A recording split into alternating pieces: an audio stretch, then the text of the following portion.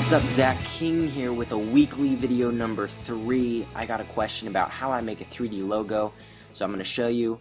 I just came out with a 3D text tutorial using the replicator, and that's what we're going to do here today.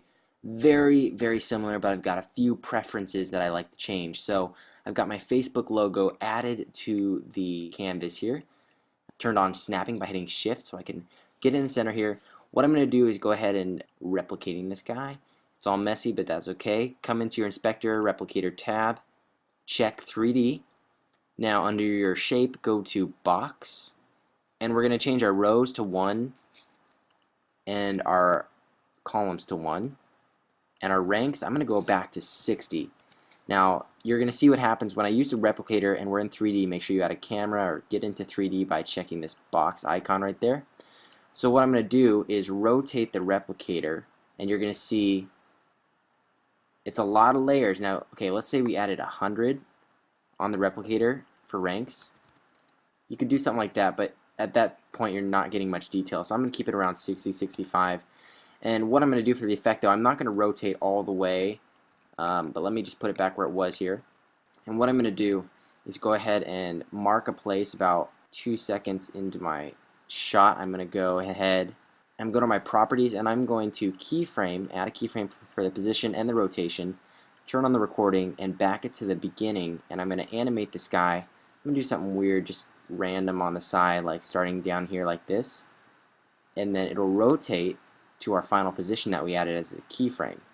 And what I did is I also added a camera movement, so you can go back to 60 frames. I actually had the camera end a little after. It adds a little more coolness to the effect. Go ahead to the position, add a keyframe, hit record, go back, and let's zoom in the camera here.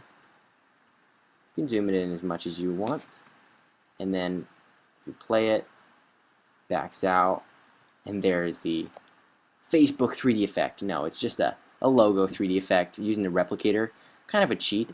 And then for my text, some of you asked questions about that. Facebook/Final Cut King. Seriously, go there and follow me. Follow me.